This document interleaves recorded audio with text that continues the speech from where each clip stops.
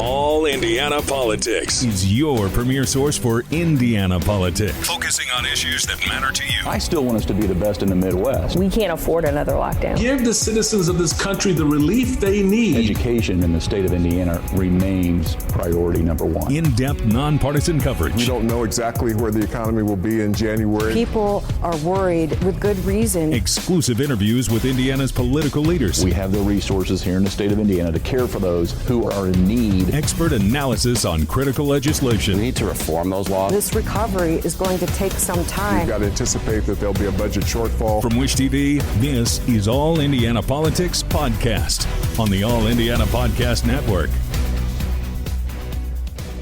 Good Sunday morning. Welcome to another edition of All Indiana Politics. I'm Phil Sanchez. Indiana's Secretary of State race remains a hot topic in the final weeks of the election. We've already heard from both the Libertarian and Republican candidates for the job.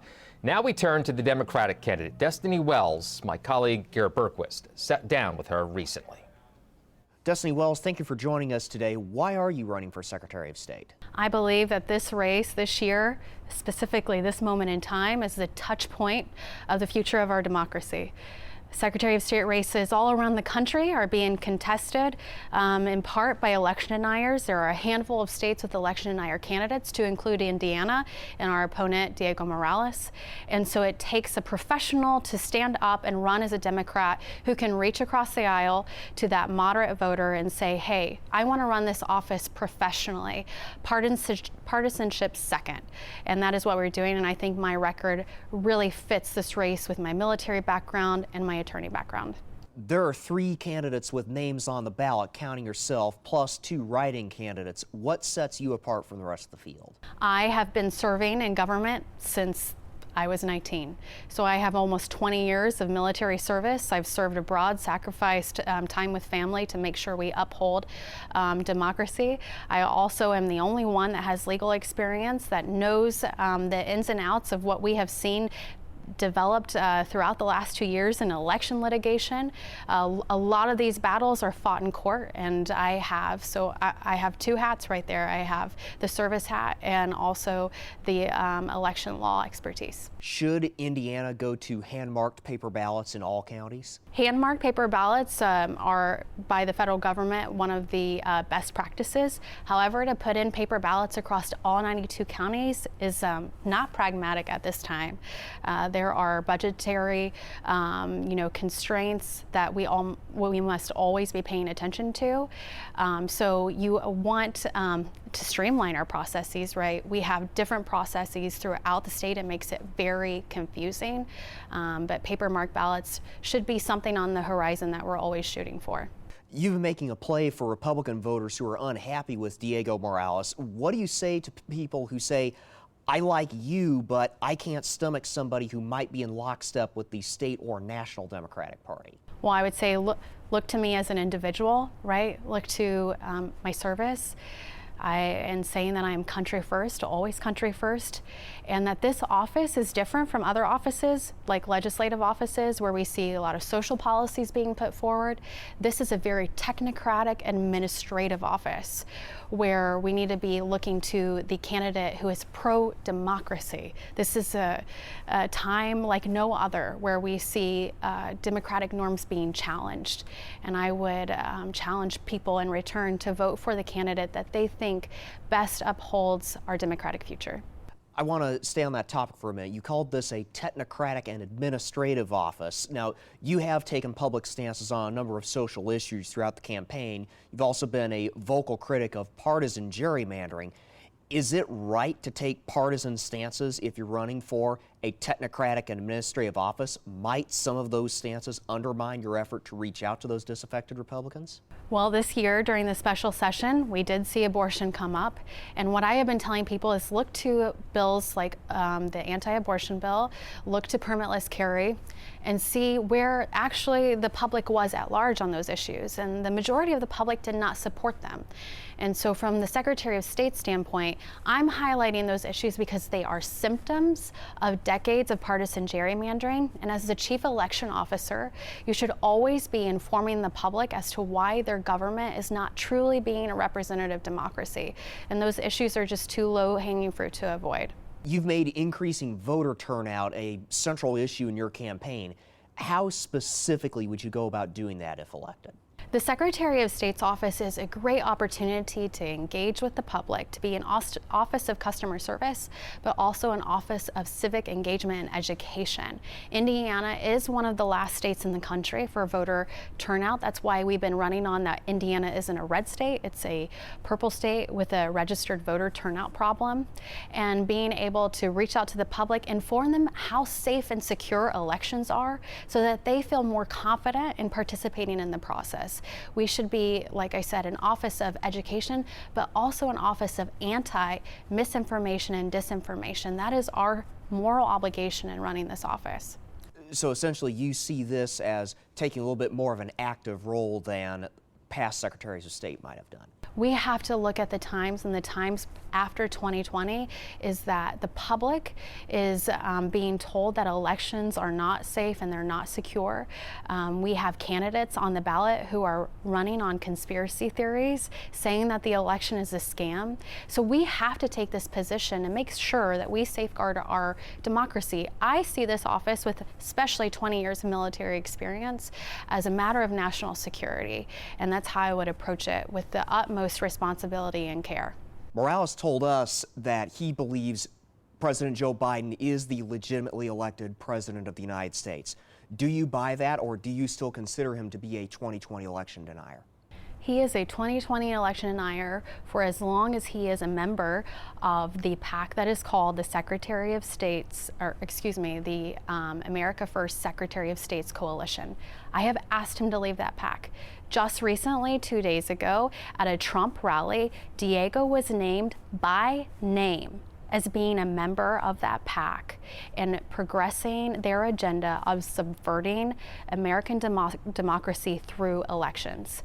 So while Diego may be saying that now because he knows that he needs the moderate vote to win, and I may mention that a recent poll showed that 25% of moderate voters are undecided, they are very soft on Diego, is that he is going to say whatever he needs to say to get elected, but look to his words in writing where he called the election a scam. All right, coming up, more candidates for chief election officer, this time in Indiana's most populous county.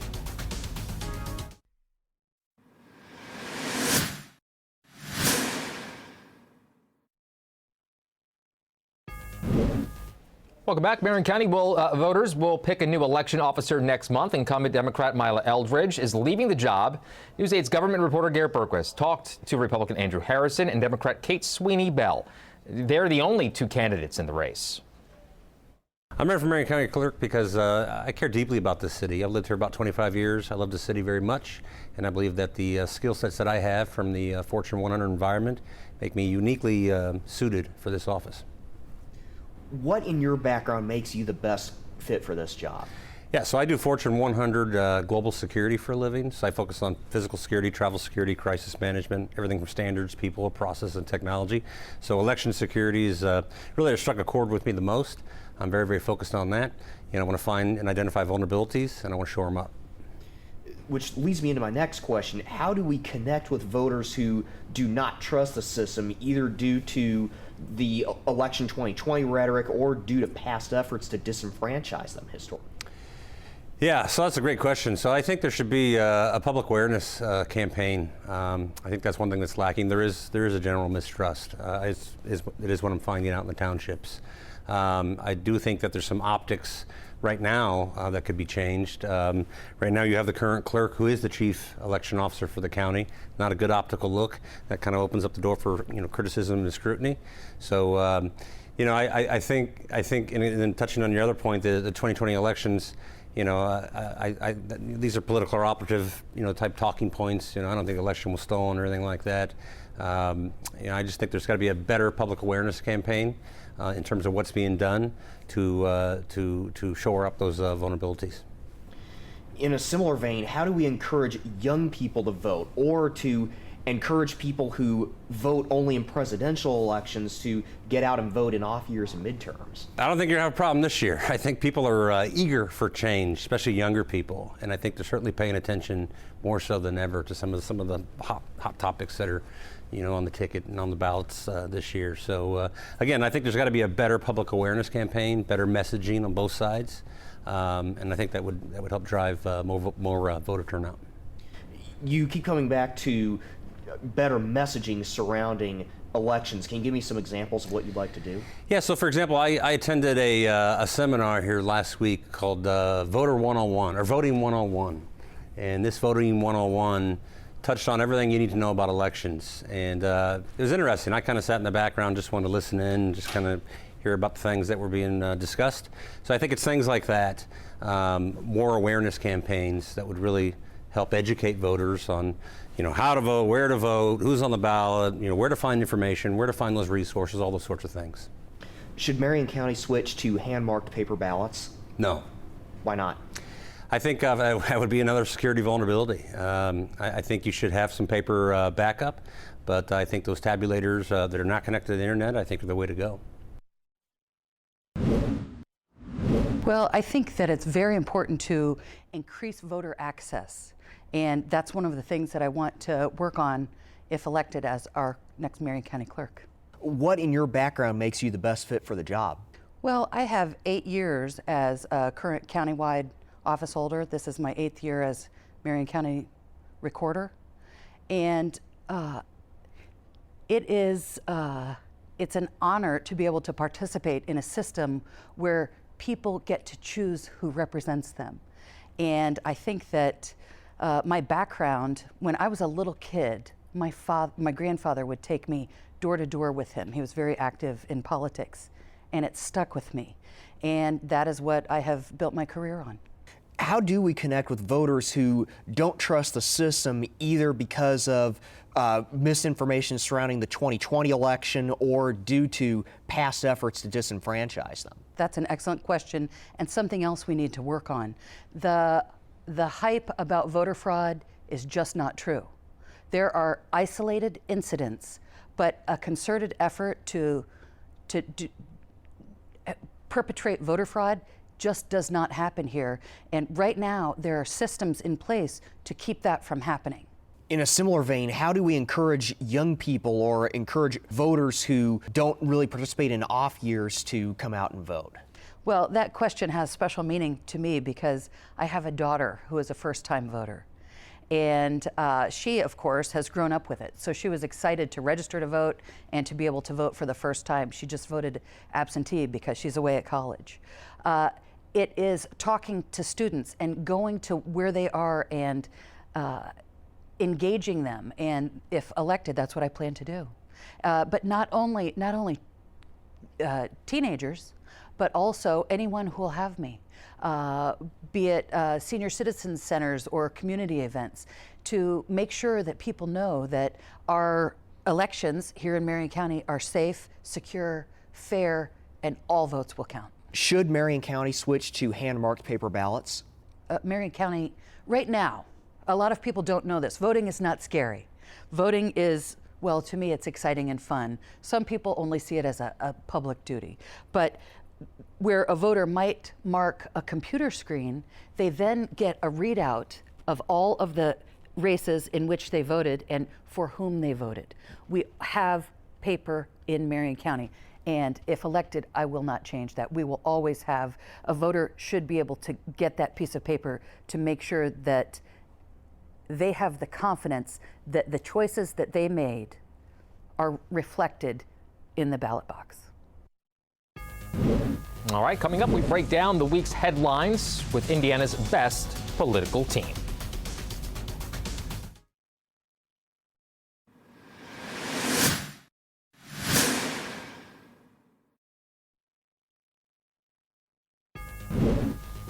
All right, welcome back to All Indiana Politics as we welcome back two members of Indiana's best political team, Republican Allie Bartlett and Democrat Drew Anderson. Good to see you both.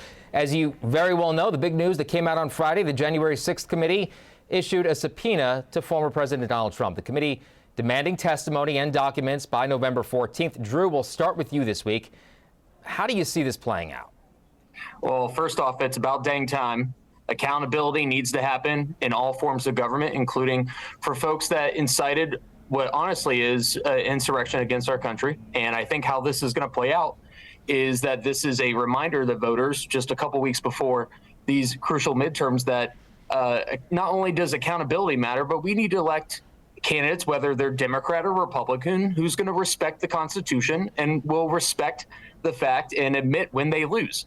And we have a former president that didn't respect our values as Americans and incited this insurrection. And now look where we are as a country.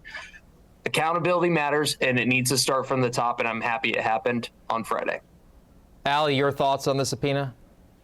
Yeah, so I don't necessarily disagree with what Drew said related to, our values as Americans and keeping all those things front and center. What I do think is that this is just going to keep putting Trump's name in the headlines. Like I say, every time when we talk about this, people have decided already where they fall on this issue. People have decided already where they fall on the Donald Trump loving or hating spectrum. This is not going to change anyone's minds going into the midterms. This is not going to cause some ruckus, and we're going to overturn a bunch of Republican votes because we keep talking about Donald Trump and he's being subpoenaed by the January 6th Commission, which a lot of Republicans think is a waste of time anyway. So just to be honest, I think this does not move the needle at all. Maybe not come election day, but still, it's still a process that we need to go through, right? So will he comply, do you think, Allie, with the subpoena?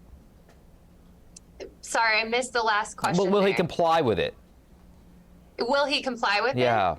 I think that he will likely comply with a subpoena, whether or not that is in, a various different types of legal responses. It doesn't necessarily mean it, you can comply with a subpoena in various different ways. So whether or not he's actually going to show up and talk in front of the committee, I don't know. That remains to be seen. He has a legal team that is all over this right now. And so, whether or not they try to protest this or respond in some other way, I have no idea. Yeah, Drew, I saw you shaking your head. You don't think so, huh? No. Everyone who's followed the former president knows that he's always the victim. He'll never comply. He'll never actually want to, follow law or follow orders. He likes to do it his own way. And honestly, at the end of the day, I do agree to what Allie said in some degree when it comes to this commission or this joint committee, because at the end of the day, what we wanted to do from Democrats was establish a bipartisan committee in Congress, but because Republicans played their partisan games, we had to do it a different way. And thank God for Liz Cheney, thank God for Adam Kinzinger, because it is still bipartisan, but Republicans are going to do their own little, partisan gamesmanship, and I just hope that Americans still pay attention. All right, well, we'll see what happens on that front. Another story that made news this week was, as you very well know, President Biden announcing he's releasing 15 million barrels of oil from the strategic reserve in the hopes of lowering energy prices. Allie, we'll come to you on this. You think this is going to make a difference? I think it's going to make a difference in the absolute worst possible way. Strategic oil reserves are meant for a crisis like Hurricane Katrina, when President Bush was releasing strategic oil reserves. This is not a bailout for a failed political agenda on Joe Biden's part, and our reserves are now at the lowest they've been in 40 years. The solution to lowering our gas tax and actually to better foreign policy from the Biden administration would be to unleash American energy production. We all know he won't do that because he's done everything he can to prohibit that. This is a complete disaster, and this is bad for America in so many ways. It's actually really scary. Your thoughts, Drew? It was smart on the president to get ahead of it, but I want to remind viewers that the reason why Indiana's gas taxes are so high is because of Governor Holcomb and the Republican supermajority. This isn't about gas taxes. Can I finish, please? Can I finish? Because at the end of the day, Hoosiers could drive across the Ohio River and get gas that's $1 cheaper in Kentucky. They could go to Ohio and get gas that's $1 cheaper in Ohio. In Indiana, what could have been, we could have a little bit relief in Indiana had the Republicans not put their high taxes on Hoosiers. And so it's a double-edged sword. No, everyone's at fault. It's not one person's fault. And I wish the Republicans could actually come to the table and actually try to address this. But until then, President Biden and Democrats, we're going to do what we can. Are you worried? I have 45 seconds left, Drew. Are you worried this is going to impact the elections, gas prices? I think at the end of the day, the election is going to be about the economy and the right to choose, and Democrats are leading the charge on that right now across the state. Okay. Allie, close us out. Okay. Well, I think we lost Allie, so we'll close it out. Drew, always good to see you, sir. Allie, good to see you as well. Sir. I know you can't hear us. We'll talk again next week, and of course, we got a lot to get to. We'll see what happens this week. We'll be right back. Take All Indiana Politics on the go with you. Download our podcast now. Part of the All Indiana Podcast Network and allindianapodcastnetwork.com.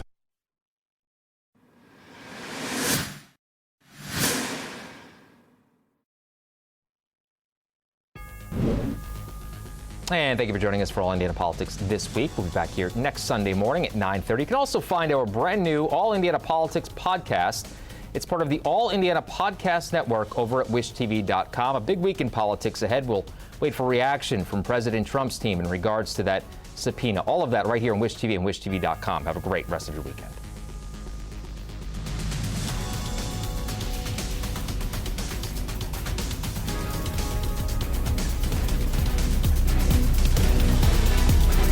From Wish TV, this is All Indiana Politics Podcast on the All Indiana Podcast Network.